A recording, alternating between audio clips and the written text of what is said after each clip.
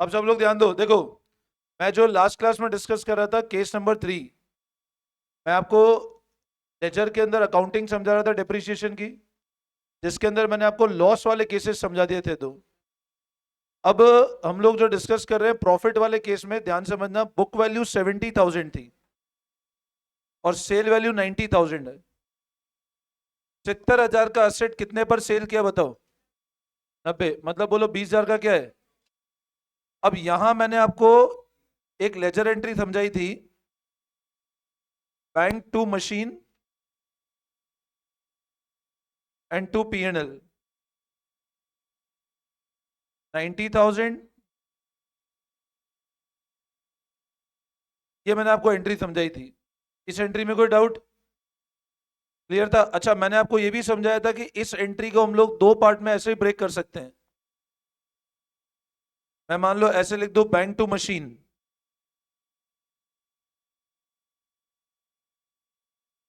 और फिर एक एंट्री और कर दूं मशीन टू P&L, 30,000, ऐसे भी लिख सकते हैं इस एंट्री को। इन दोनों को मर्ज करेंगे तो ये वाली एंट्री बनती है। अगर बैंक टू मशीन 90,000 कर दूं और मशीन टू P&L 20,000 कर दूं, एक ही बात है ना। तो एक बार आप ये एंट्री और लिखो, ऐसे एरो करके दो एंट्री और लिख दो, bank to machine 90,000 and machine to P&L 20,000। देखो, बैंक टू मशीन 90,000 और मशीन टू P&L 20,000, लिखो फटाफट, फटाफट नोटिंग करो ये वाली। बैंक टू मशीन 90,000 और मशीन टू P&L 20,000।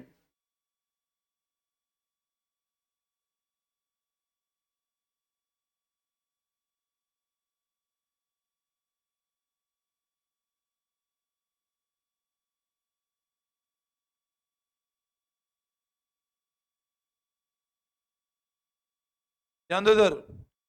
अब मशीन सेल किया, एंट्री ये करी, और प्रॉफिट हुआ तो एंट्री ये करी हमने। ये क्लियर है? अच्छा, मैंने आपको अब लास्ट क्लास में जो समझाया था, वो ये समझाया था कि जैसे मान लो मशीन का बैलेंस है, वो अपन ऐसे लिखते हैं, सेल किया, लॉस हुआ, ये पोस्टिंग होगी जब असेट की सेल पे क्या होगा, लॉस होगा। तो और अगर असेट की सेल पे प्रॉफिट है, तो लेजर पोस्टिंग कैसे हो जाएगी बताओ? हमने ओपनिंग बैलेंस तो ऐसे ही लिखा, जब सेल किया तो ये वाली एंट्री करी बाय बैंक, और ये जो प्रॉफिट हुआ ये वाला, इसको पोस्टिंग हमने यहां किया। अब मान लो 70 का असेट है, इधर 90 लिखा, तो प्रॉफिट कैसे लिख दिया? समझ आया? तो लॉस होगा तो हम लोग इधर लिख रहे हैं, और प्रॉफिट है तो हम लोग इधर पोस्टिंग कर रहे हैं। क्लियर है? तो अब आप ऐसा एक लेजर बना लो मशीन अकाउंट का। ये लेजर बना लो, to balance brought down by bank to P&L profit. ये लेजर बना लो मशीन अकाउंट के अंदर। अब ये एक बार मैंने आपको बेसिक बताया, अभी क्वेश्चंस करते हैं तो पूरा क्लियर हो जाएगा आप लोगों को।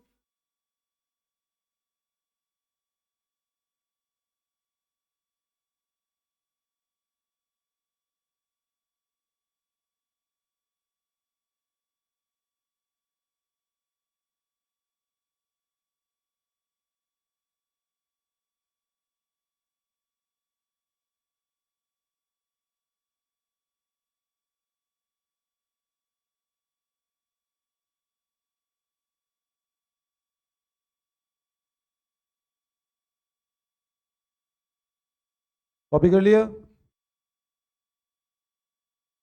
सिर्फ ये लेजर कॉपी करना है ना? ठीक है, अब हम लोग एक क्वेश्चन करते हैं जिससे आपके सारे कंसेप्ट क्लियर हो जाएंगे। Come to page number 15.50, book में आ जाओ पेज नंबर 15.50 पे।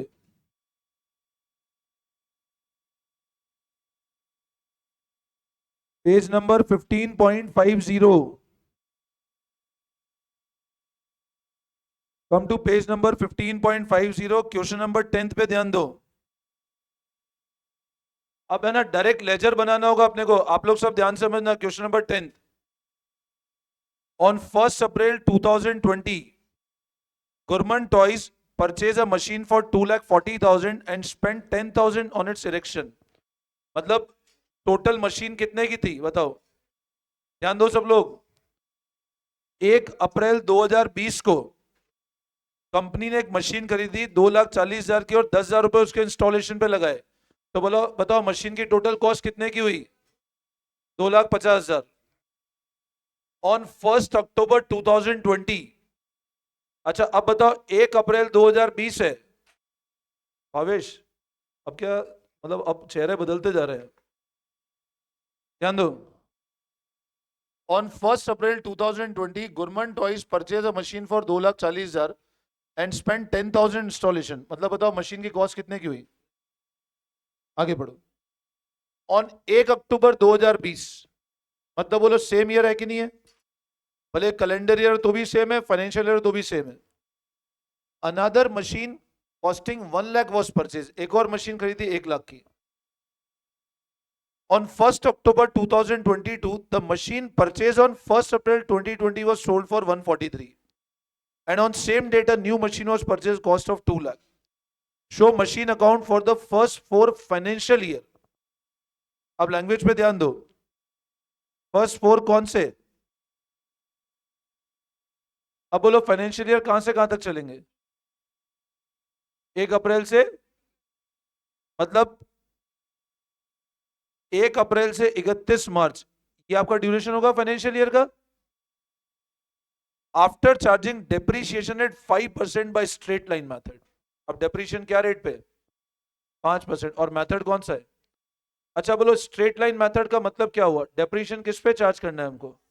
ओरिजिनल कॉस्ट पे। डेप्रीशिएशन किस पे चार्ज करना है हमको? क्या जर्नल एंट्री पास करनी है, लेजर बताना है? बताओ आपको जर्नल एंट्री पास करनी है क्या? क्या बताना है हमको? लेजर। अपने को 4 साल का लेजर बनाना है, ठीक है ना?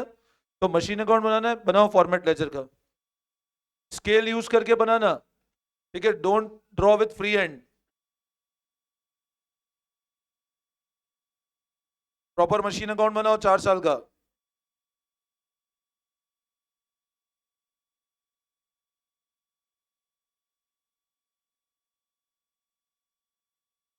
मशीन अकाउंट बनाओ 4 इयर्स का।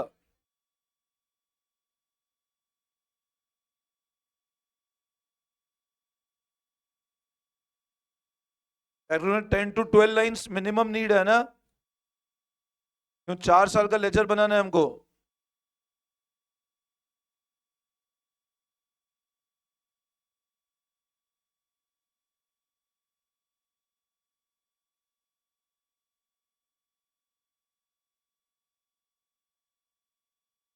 Draw machine account for the 4 years.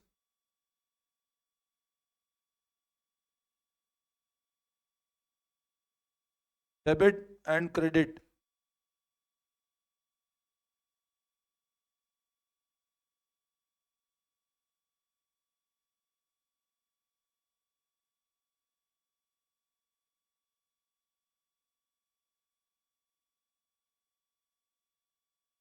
Sir ledger बनाओ पूरा एक बार। Date particulars amount, date particulars and amount.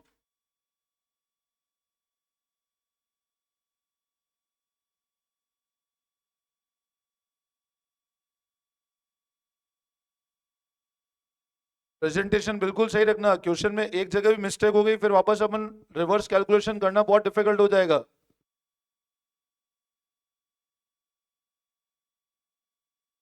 Copy में इस तरह प्रेजेंटेशन करना है खुद को समझ में आ जाए क्या काम किया है।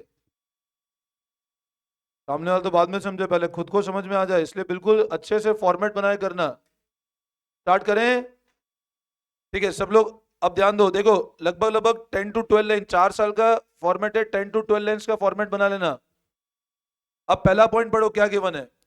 On 1 April 2020, 1 April 2020 government toys purchase the machine for 214 spend 10,000 erection. मेरे को एक बात बताओ, मशीन परचेज की, मैं आपको जर्नल एंट्री भी साथ में समझा रहा हूं बट आपको सिर्फ लेजर ही करना है, ठीक है ना?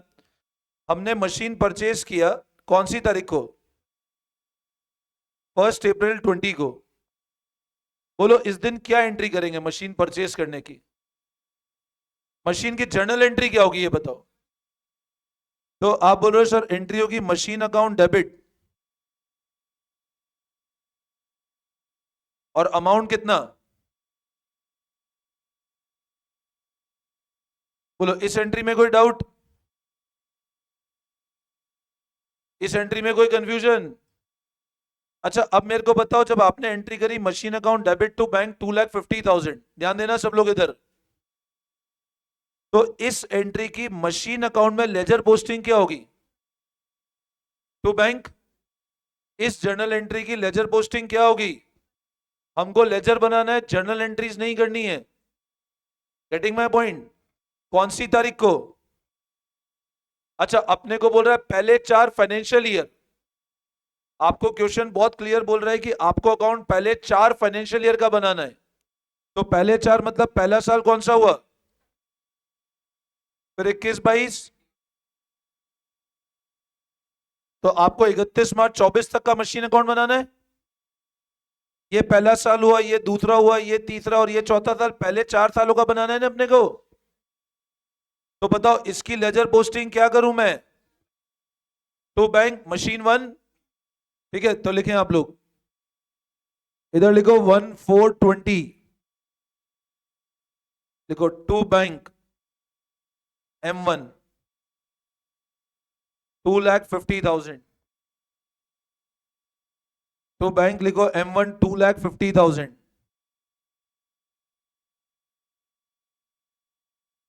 बोलो इसमें कोई डाउट? M1 M2 क्यों दे रहा हूं? क्योंकि अलग अलग मशीन है, आइडेंटिफाई हो जाएगी। अगर आप M1 M2 नेम नहीं करोगे तो आपको पता ही नहीं चलेगा कौन सी मशीन खरीदी कौन सी बेची हमने। अच्छा आगे बढ़ो। ऑन 1 अक्टूबर 2020, 1 अक्टूबर मतलब, अच्छा बताओ ये पहला वाला फाइनेंशियल ईयर कब एंड होगा? पहला वाला फाइनेंशियल ईयर कब एंड होगा? 31 मार्च। अब 1 अक्टूबर 20 उसके पहले ही आ गया ना। आपका पहले वाला फाइनेंशियल ईयर एंड होगा 31 मार्च 21 को। उसी के पहले एक और डेट आ गई, और इस दिन अपन ने एक और नई मशीन खरीदी। बोल रहे इस दिन आपने एक और नई मशीन खरीदी कितने रुपए की? तो मेरे को एक बात बताओ, 1 अक्टूबर 20 को अब क्या जर्नल एंट्री करोगे? वापस आप क्या करोगे? मशीन अकाउंट डेबिट टू, अब कितने अमाउंट से करेंगे बताओ? ये एंट्री कौन सी डेट को करी जाएगी? और ये मशीन कौन सी है?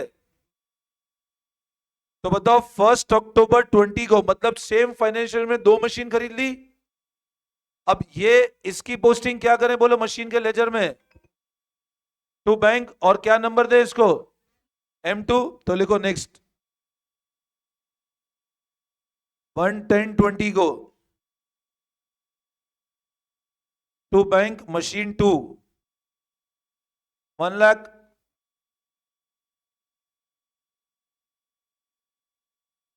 बोलो इसमें कोई डाउट? वापस समझाऊं ये वाला पॉइंट? Any confusion? ठीक है। अच्छा अब मेरे को एक बात बताओ, जो मशीन 1 है वो हमने कब परचेस किया था? और जो मशीन 2 है ये ईयर कब एंड हो रहा है? डेप्रीशिएशन की रेट क्या है? मेथड कौन सा है? ध्यान दो। पहला साल, पहला साल आपका खत्म हो रहा है 31 मार्च 21 को। मशीन 1 पे कितने महीने का डेप्रीशिएशन लगाऊं? और क्योंकि 5% SLM है, मतलब बोलो डेप्रीशिएशन किस पे चार्ज करेंगे? कॉस्ट पे। SLM मतलब कॉस्ट पे ही होगा ना। तो मेरे को एक बात बताओ, इस मशीन 1 पे कितने टाइम का डेप्रीशिएशन लगेगा? और मशीन 2 पे 6 महीने का। यस और नो? अच्छा बोलो डेप्रीशिएशन की एंट्री क्या करूंगा मैं?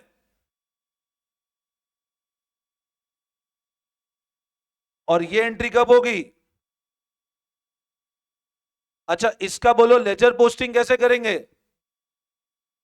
मशीन अकाउंट में कैसे लेजर पोस्टिंग करें हम लोग? Machine 1 machine 2। अच्छा मशीन 1 की कॉस्ट कितनी है इस पे पूरे 12 महीने का? तो 2.5 लाख का 5% निकालो, 12,000। 2.5 लाख का 10% 25,000 आता है, आधा करते तो कितना होगा? 12,500। 1 लाख का 5%। डायरेक्ट अब यूं नहीं अपने को वापस आप पीछे जा रहे हो कैलकुलेशन, 1 लाख इंटू 5/100 इंटू ऐसे नहीं। 1 लाख का 5% कितना हुआ? 5,000। 6 महीने का हाफ कर दें उसका, 5,000 पूरे साल का, और 6 महीने कितना हुआ? 2,500 रुपए। तो 2.5 लाख का 5% 12,500, 1 लाख का 5% 5,000, 6 महीने कितना हुआ? 2,500 रुपए। बोलो इसमें कोई डाउट? तो ये वापस लिखो 31,321 देखो बाय डेप्रीशिएशन। Machine 1 machine 2। अब मशीन 1 पे लिखो 12,500, मशीन 2 पे 2,500। प्रेजेंटेशन आप देख लेना मैं कैसे कर रहा हूं, बिल्कुल ऐसे ही होना चाहिए presentation. Machine 1 machine 2, outer column में टोटल लिखा, इनर कॉलम में दोनों मशीन का डिप्रीशिएशन लिखा। दोनों की अकाउंटिंग बिल्कुल अलग करते रहना, मिक्स नहीं करना। अपन चाहे तो डिप्रीशिएशन डायरेक्ट 15,000 लिख सकते हैं, बट अलग अलग होगी तो बैलेंस भी अलग अलग कर देंगे हम लोग, ताकि जिस मशीन को बेचा उसकी पूरा बाइफरकेटेड वैल्यू स्टार्टिंग से हमारे पास। अच्छा अब सब लोग बोलो यहां तक कोई दिक्कत? अब मेरे को एक बात बताओ, ये ईयर जब एंड हुआ तो इधर क्या लिखना है? अब मशीन 1 मशीन 2 ध्यान देना, मशीन 1 का बैलेंस कितना होगा? तो आप बोलोगे सर मशीन 1 में जो बैलेंस होगा वो 250 ओपनिंग बैलेंस है, और 250 माइनस, सब लोग ध्यान से समझना फिर से, मशीन 1 की कॉस्ट कितनी थी? 2.5 लाख। 2.5 लाख में क्या लेस कर दोगे? तो मशीन 1 की वैल्यू आ गई ना। तो मशीन 1 की वैल्यू कितनी है ये बताओ? और मशीन 2 1 लाख माइनस, मशीन 2 की वैल्यू कितनी होगी? 1 लाख माइनस 2,500, 97। समझ में आया? अच्छा अब इन दोनों का टोटल करके हमको यहां लिखना है। अब इन दोनों का टोटल मान लो आपको दिक्कत आए करने में, या अलग से करना पड़े, तो आप बेटर है ये टोटल कितना है बताओ? ये टोटल डायरेक्ट दिख रहा है हमको कितना आ रहा है? और 3.5 लाख माइनस करोगे 15,000, तो 2 लाख 3,35,000। 335 आ जाएगा ना, माइनस 15,000 करके डायरेक्ट। तो इन दोनों को टोटल करोगे तब भी वही आएगा 335। तो आप अगर मान लो अब जैसे मान लो 4 मशीन है, M1 M2 M3 M4, उसका टोटल नहीं लगा पाओ तो उसके टोटल में माइनस कर दोगे उसको, तो भी वही बचना है फिगर। बोलो फिर से समझाऊं? फिर रिपीट कर रहा हूं ध्यान देना। हमने मशीन परचेज की, मशीन परचेज की एंट्री कर दी। सेकंड मशीन परचेज की, मशीन 1 पे डेप्रीशिएशन लगाया, मशीन 2 पे 6 महीने का डेप्रीशिएशन लगा। Machine 1 2.5 lakh minus 12,500 2,37,500, machine 2 1 lakh minus 2,500 97,500, दोनों को ऐड किया 3,35,000 रुपए आ गए। Any doubt? कॉपी करें फटाफट एक बार, कॉपी कर लो इसको फटाफट।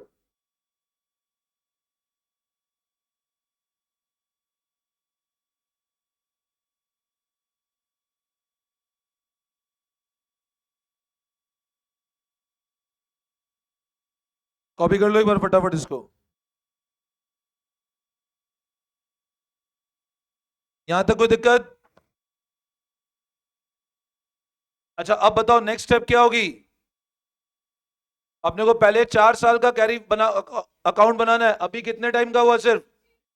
अब सेकेंड ईयर, अगली डेट कौन सी आएगी बताओ? आप 31 मार्च 21 पे हो, नेक्स्ट डेट कौन सी होगी?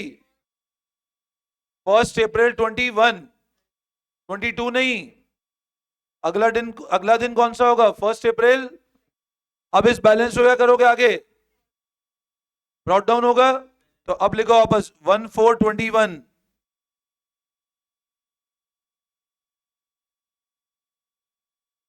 To balance brought down machine 1 machine 2 237,500 97500 ये आ रहा है 3,35,000 रुपए।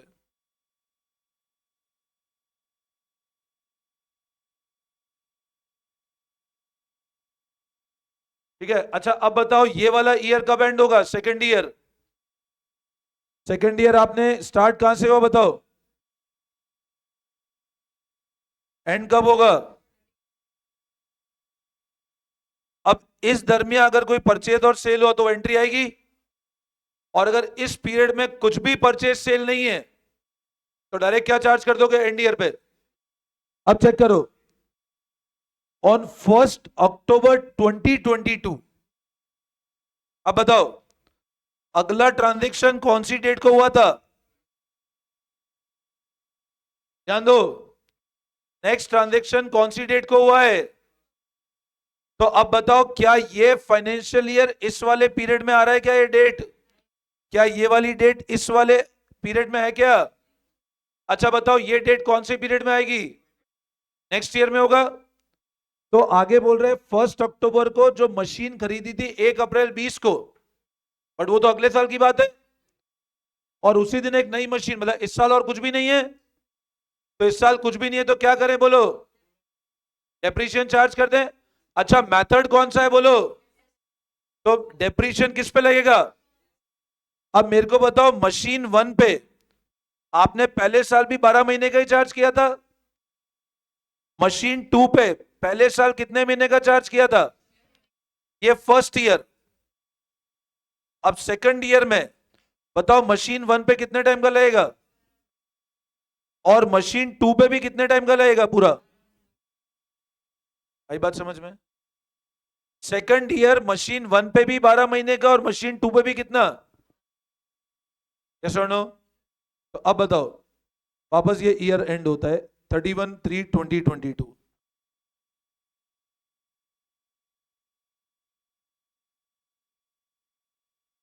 Now what is the depreciation machine 1 और मशीन 2 पे पूरे साल का लगेगा? 1 लाख कॉस्ट है ना, 1 लाख का 5%। अगर WDV होता तो 237 और 97,500 का चार्ज करते, बट मेथड स्ट्रेट लाइन है, दोनों को ऐड करो कितना आया? 17,500।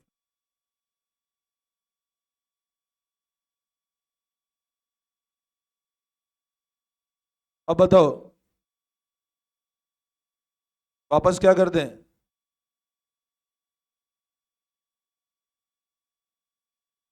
अच्छा अब बताओ, now what will be the balance of machine 1? What will be the balance in machine 1 बोलो? तो आप बोलोगे सर मशीन 1 का बैलेंस कितना होगा? 237,500 माइनस क्या कर दें? 12,500 रुपए, और मशीन 2 में कितना होगा? 97,500 माइनस, समझ आता है? मैं फिर रिपीट कर रहा हूं, फिर ध्यान देना। मशीन 1 में बैलेंस कितना होगा? 237,500 माइनस 12,500, और मशीन 2 में 97,500 माइनस 5,000। तो बताओ what will be the balance in machine 1 and machine 2? 500। अब इसका वापस टोटल कितना आएगा?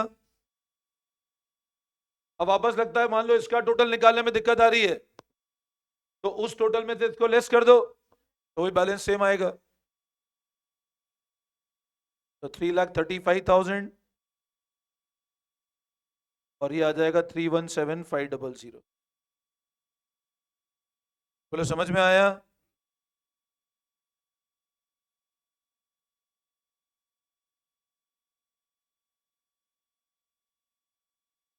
वापस समझाऊं?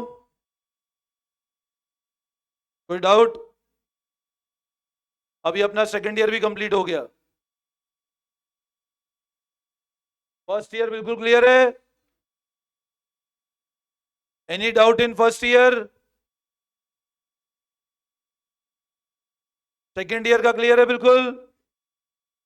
अब बताओ थर्ड ईयर क्या करें वापस? क्या करें थर्ड ईयर? वापस बैलेंस कैरी फॉरवर्ड करें? थर्ड ईयर वापस क्या करें? अब कैसे करें बताओ?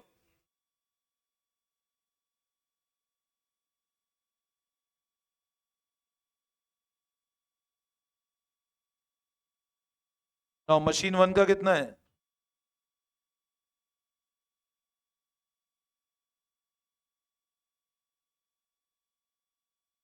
Three one seven five double zero.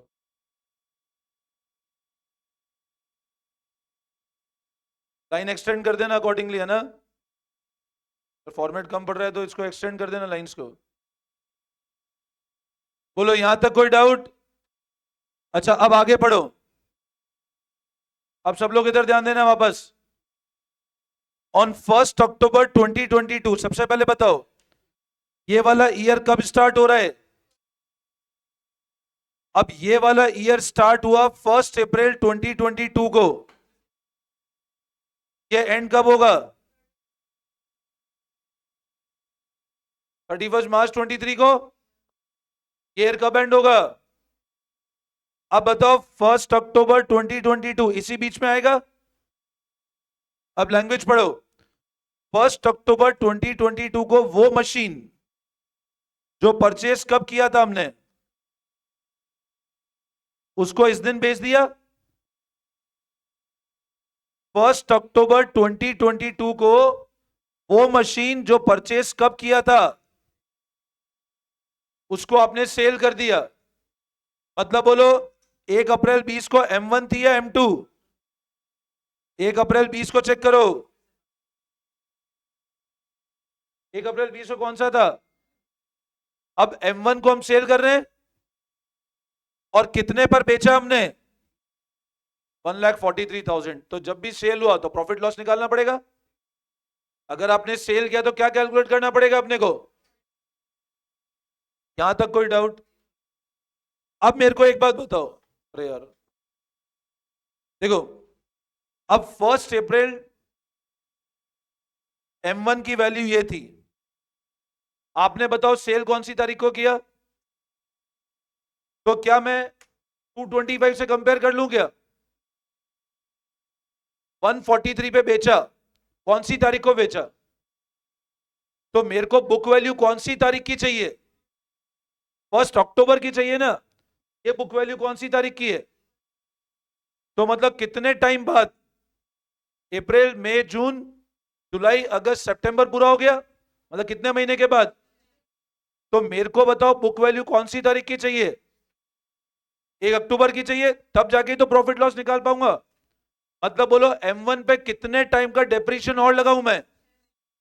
6 महीने का डेप्रीशिएशन और लगेगा। अच्छा मेथड कौन सा है? तो वापस कॉस्ट पे लगेगा। तो अब जब प्रॉफिट और लॉस निकालना है हमको तो एक वर्किंग नोट बना देंगे हम लोग, ठीक है ना? तो लबा लबा अगेन 1 साल और बनाना है तो अगेन 8 to 10 लाइन इसमें और छोड़ना, फिर लिखो वर्किंग नोट। मतलब इसके बाद भी लगभग 8 से 10 लाइन छोड़ना, क्योंकि 1 साल और बनाना है इसके बाद हमको। फिर लिखो वर्किंग नोट, लिखो working note.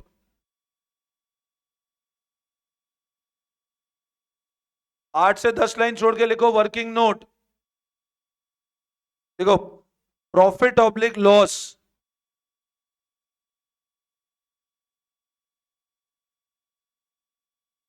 On sale of M1। तो हाँ, बाद में सोचना, ठीक है?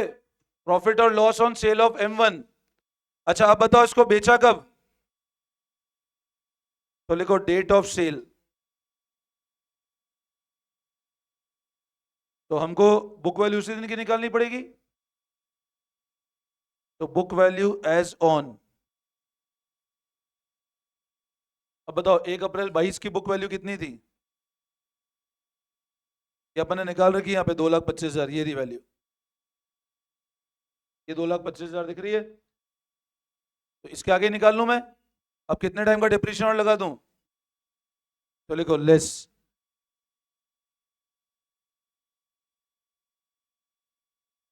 6 महीने का। अब पूरे साल का 12,500 आता है, पूरे साल का कितना आ रहा है? 12,500, तो 6 महीने कितना हो जाएगा? 6,250। तो 12,500 इंटू 6/12, 6,250। 6 महीने क्यों लगाया? पूरे साल का क्यों नहीं लगाया हम लोगों ने? अक्टूबर में सेल कर दिया हमने एसेट को। तो अब मेरे को बताओ, जिस दिन बेचा उस दिन कितने की बुक वैल्यू थी?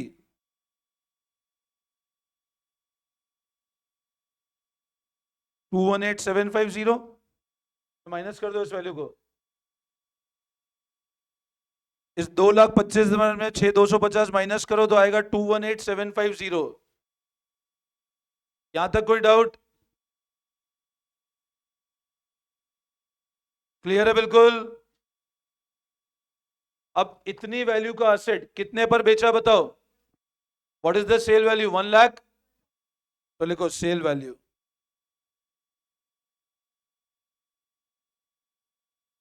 बताओ ये क्या हो गया हमारा?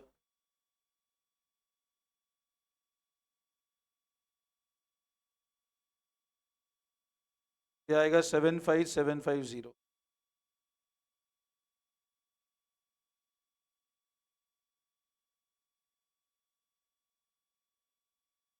ये वर्किंग नोट आपको बताना पड़ेगा ना जब भी प्रॉफिट और लॉस निकालना है।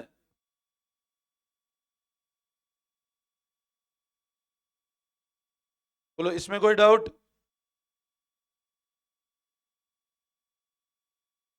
Any confusion? अच्छा अब मेरे को एक बात बताओ, आपके असेट में डेबिट 225 का है, तो असेट को पूरा अपने को 225 क्रेडिट देना पड़ेगा। अब बताओ कितने पर बेचा? तो by bank 143, by bank loss कितने का हुआ? और एक और क्या करना पड़ेगा? डिप्रीशिएशन। ये 3 क्रेडिट में लिखना पड़ेगा ना। इसकी जर्नल एंट्री क्या बनेगी? असेट को बेचा कितने पर? P&L। और डिप्रीशिएशन भी तो है। ये मशीन का पूरा हो गया। ये एंट्री कौन सी तारीख को करी जाएगी? असेट को सेल की एंट्री, लॉस बुक किया और डिप्रीशिएशन चल। अच्छा बताओ, अगर 1 अप्रैल को ही बेच देते डिप्रीशिएशन लगता क्या? नहीं लगता, क्योंकि ये अपन ने बीच में बेचा है, तो कितने टाइम का डिप्रीशिएशन लगा है? समझ में आया? तो अब इसकी पोस्टिंग वापस आ जाओ मशीन अकाउंट पे, इधर लिखो आप, देखो बाय बैंक।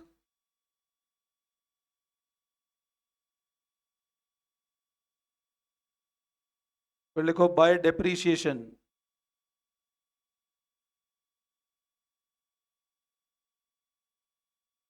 फिर लिखो बाय P&L। देखो फटाफट।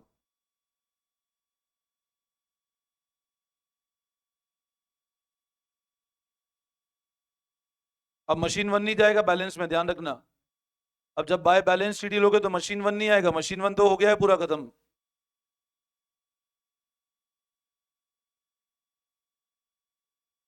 इधर 225 का डेबिट है, इन तीनों को ऐड करेंगे 225 आ जाएगा, मशीन 1 खत्म हो गया पूरा। बोलो इसमें कोई डाउट? ये वापस समझाऊं क्या? इसमें कोई कंफ्यूजन? कॉपी कर लो फटाफट।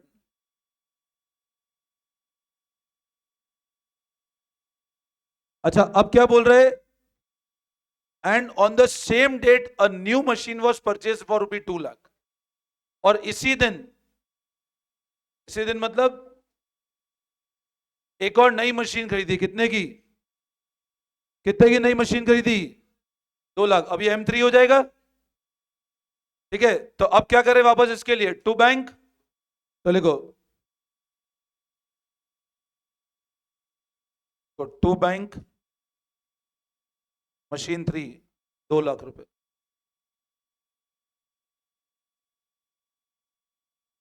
समझ आया? अच्छा अब बताओ, अब डेप्रीशिएशन किस पे लगेगा? M1 पे लगेगा क्या? क्या लगा चुके हम लोग? हो चुका है। M2 पे लगेगा नहीं लगेगा? अच्छा M2 पे अब क्या 6 महीने का लगेगा? और M3 पे 6 महीने का। M3 तो आपने खरीदी है अक्टूबर को, तो अगेन 2 लाख का 5% कितना हुआ? डायरेक्ट करो, 2 लाख का 5% कितना होता है? 10,000। 10,000 को 6 महीने पे कन्वर्ट करो, 5,000। और M2 पे तो पूरे साल का लगेगा, तो साल का ऑलरेडी हम निकाल चुके हैं, कितना था? 5,000।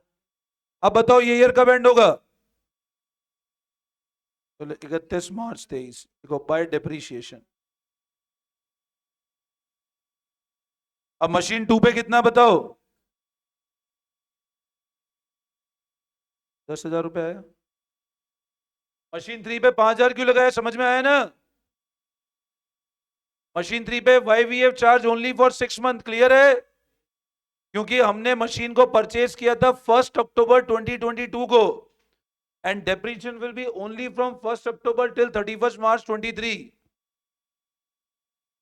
इसमें कोई डाउट? क्लियर है सबको? तो अब बताओ, अब बैलेंस कितना आ जाएगा? अब पता है, जब आप बैलेंस निकालोगे तो वापस इधर ध्यान देना, इस 92,500 में से अब वापस पूरा टोटल वोटल करने का टाइम वेस्ट नहीं करना। आप डायरेक्ट क्या कर सकते हो, 92,500 माइनस 5,000। मशीन 2 में, मशीन 1 तो एग्जॉस्ट कर चुके हो ना पूरी, तो 92,500 माइनस और 2 लाख माइनस, यही बचेगा बैलेंस बस। तो कितना आता है देख लो आप। तो by balance carried down, machine 2 में 92,500 माइनस 5,000 87,500 एंड 1 लाख। और इसको फिर से टोटल लगा दो, 282, और ये आएगा 517,500। करो।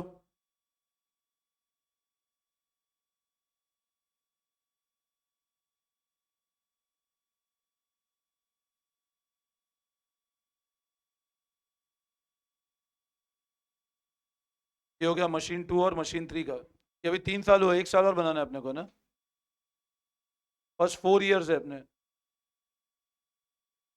अब अगले साल कुछ सेल परचेज नहीं है, नॉर्मल डेप्रीशिएशन ही है बस। अगले साल there is no sale and no purchase.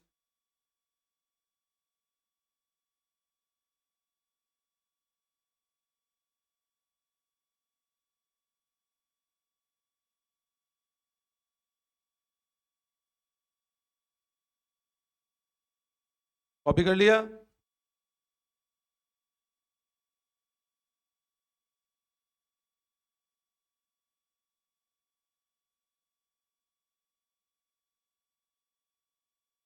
Copy हो गया क्या?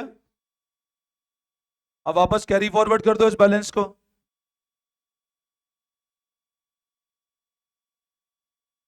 तो 1423,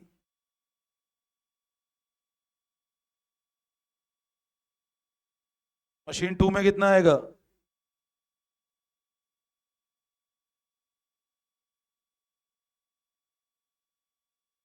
282,500। और अब ये ईयर नॉर्मल एंड कर दो बस, अब इसमें कोई ट्रांजेक्शन है ही नहीं, पूरे साल का लगेगा ना। मशीन 2 पे तो 5,000 रुपए, ओरिजिनल कॉस्ट 1 लाख का, और मशीन 3 पे पूरे साल का लगेगा 10,000 रुपए।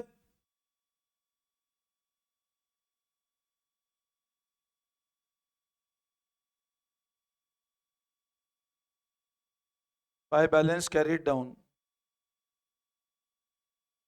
तो मशीन 2 में 82,500, इसमें इसको माइनस किया, और इसमें 1,85,000, 267,500।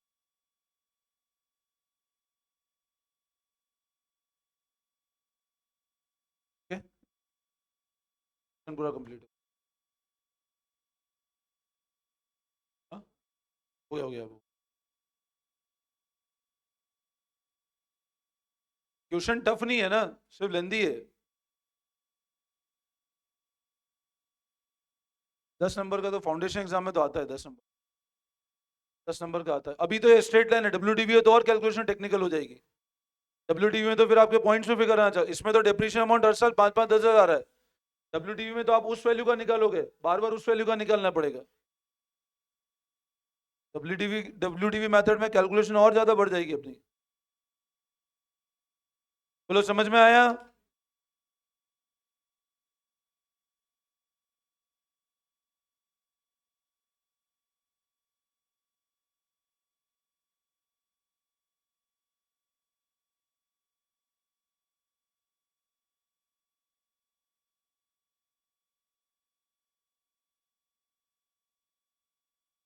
अच्छा अब है ना, एक तो होमवर्क लिखो आप, पेज नंबर 15.36,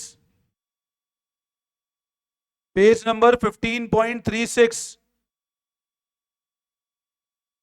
एक तो आपको हॉट्स दिख रहा है, हॉट्स में 1 से लेकर 7 तक, 1 से लेकर 7 तक ये सब कॉपी में करोगे ना, सिर्फ रीड नहीं करके आओगे। इसमें काफी कंसेप्चुअल पॉइंट है, पूरा अच्छे से रीड करके समझ के कॉपी में करके आओगे। सिर्फ आंसर लिखने हैं, क्वेश्चन लिखने की जरूरत नहीं है, डाउट्स होकर डिस्कस कर लेना। 1 से 7, देन वेरी शॉर्ट में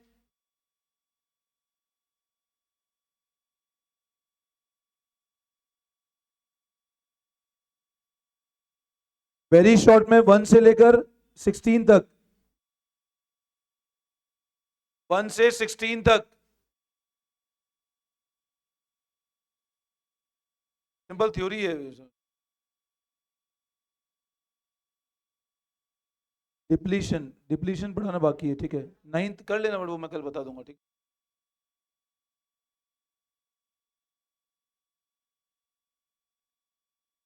एमसीक्यू बुक में ही कर लेना, एमसीक्यू बुक में ही कर लेना, सारे करने एमसीक्यू 1 से 21, 1 से 21 एमसीक्यू सारे करने बुक में ही कर लेना एमसीक्यू। और फिल इन द ब्लैंक्स ये भी सारे करोगे, बुक में ही कर लेना फिल इन द ब्लैंक्स।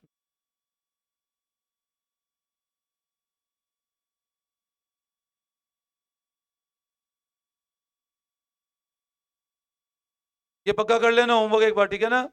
तो देखना फिर करते हैं नेक्स्ट क्लास कंटिन्यू, ठीक है? चलो, thank you all of you.